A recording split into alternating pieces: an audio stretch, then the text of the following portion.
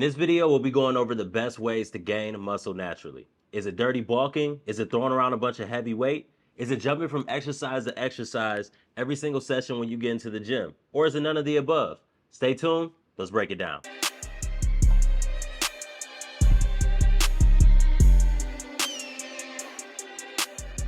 What is up, guys? Welcome back to Liftaholics TV. Today, I'm going to be going over my top 3 things to help you gain muscle naturally as a natural weight lifter. I can tell you from experience that these things are top priority when it comes to gaining muscle, not only with myself, but for you as well. So the first thing I have to say before we even jump into the topics is that if you're someone who is trying to gain muscle naturally, you have to come to terms with yourself right now. Let yourself know that it's going to take time. It's not going to happen in a month.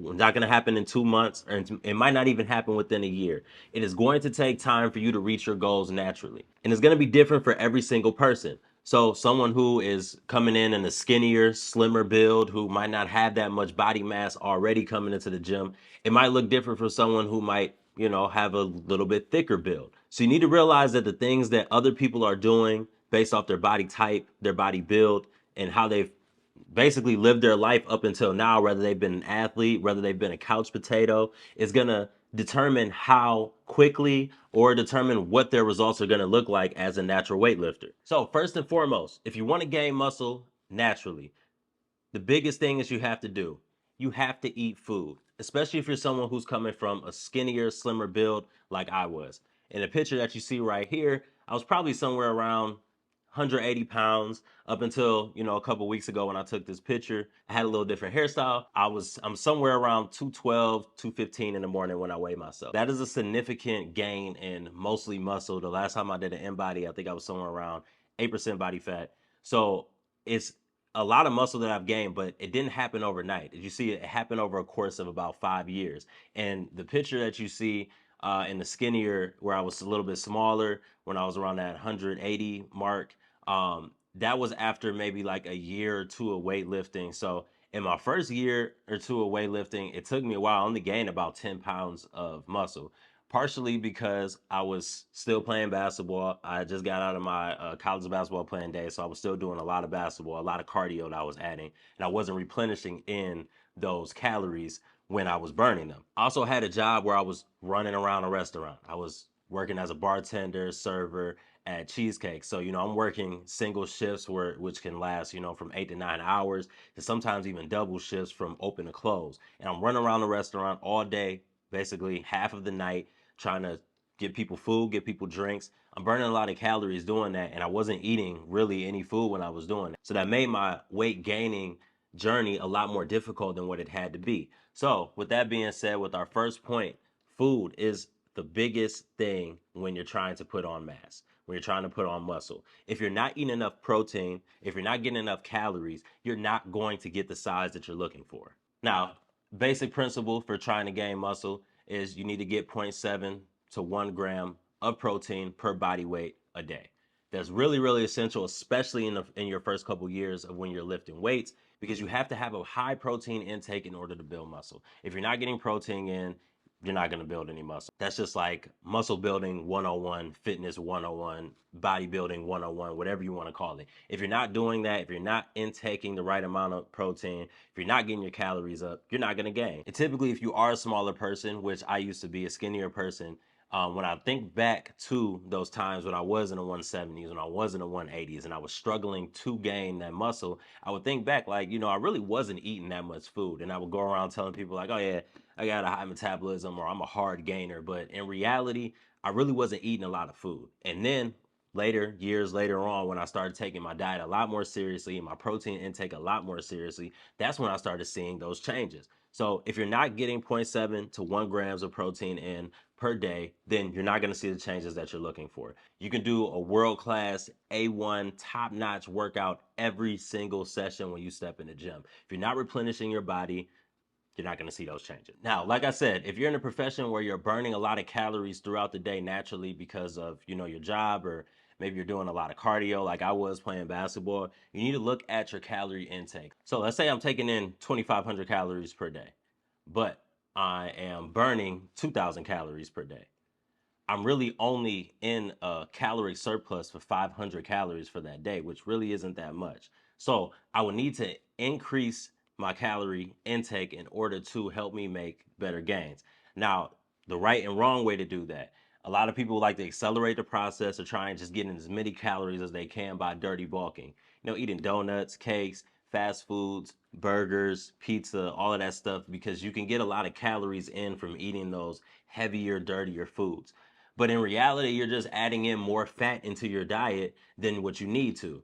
Adding in those good calories. You're not, I mean, if you eat a slice of pizza, it's really not that much protein in there when you think about it. If you're just eating cheese and bread, it's really just calories. But you want to get those calories from good sources. So you want to eat things like chicken, you want to eat things like fish, ground turkey, ground beef. And then on the side, to get those good carbs in, you want to have sweet potatoes, rice, and then, of course, some type of vegetables on the side with it. That's all going to help you gain muscle and not fat. Second biggest thing that is going to help you gain muscle naturally is your split, how you're lifting weights, what type of program you're on.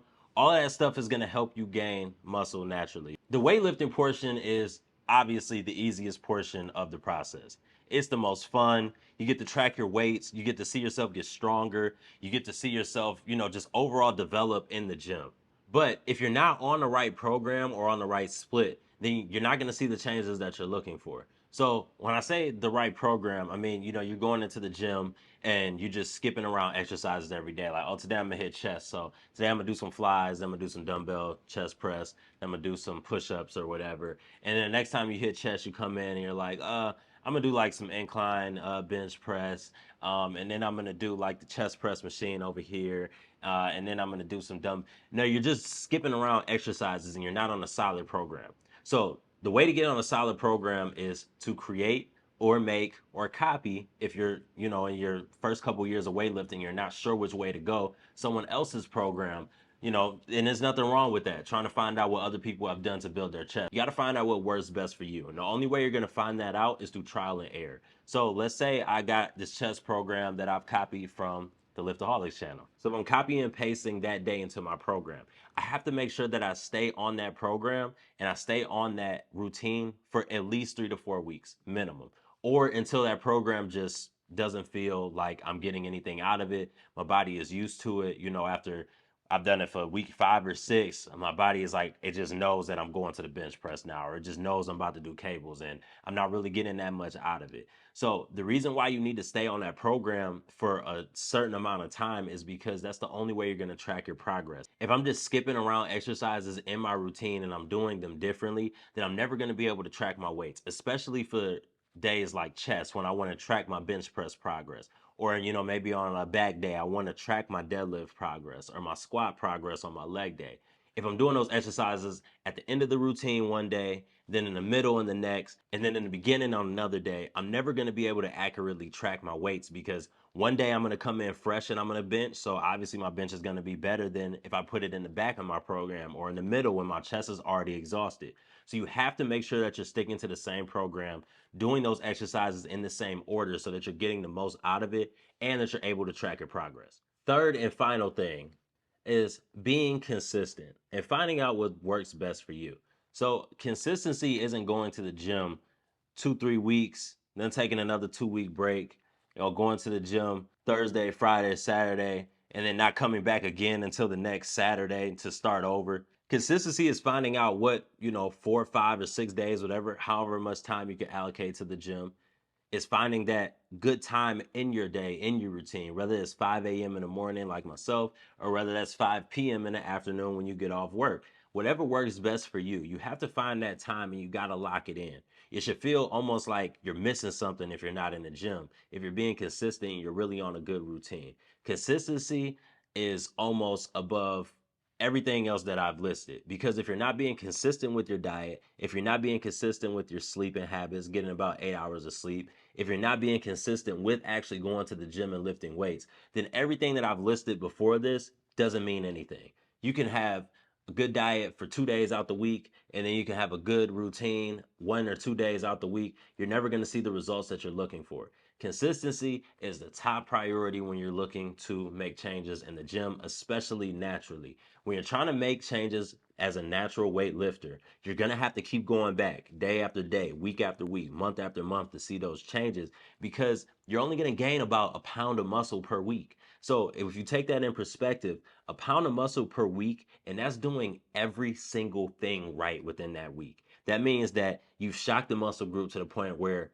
it's gonna grow this time, and you didn't just go through the motions. You had a great lift. That means every single night you're getting 8 hours of sleep, hitting it right on the nose.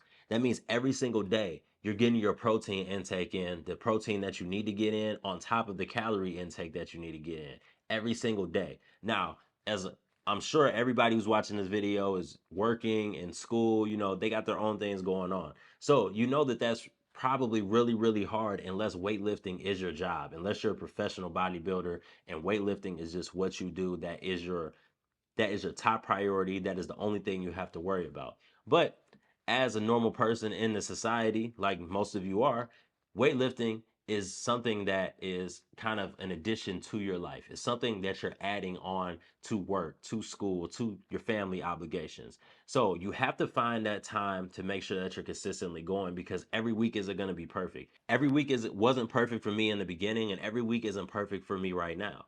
So you have to make sure that you're consistently going, even when you don't get the best lift, even when you haven't hit your protein intake for that day. You still have to come back tomorrow and try and do a little bit better. You have to try to string in, a couple weeks in a row where you're hitting these numbers, where you're hitting good workouts time and time again.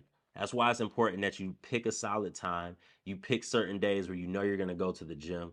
You stay on a consistent schedule where, I'm hitting chest Monday, or I'm doing push Monday, or I'm doing pull Tuesday, or I'm doing shoulders Tuesday, whatever your split is, whether it's push pull legs, whether it's um, one body part per week. You have to make sure that you schedule those things out, put it in your phone, put it on a whiteboard, put it on your calendar, whatever you have to do to make sure that you're being consistent. That's the only way that you're going to gain muscle naturally. If you enjoyed this video and you're looking for more like it, make sure you hit that subscribe button and notification button on the bottom. See you next time.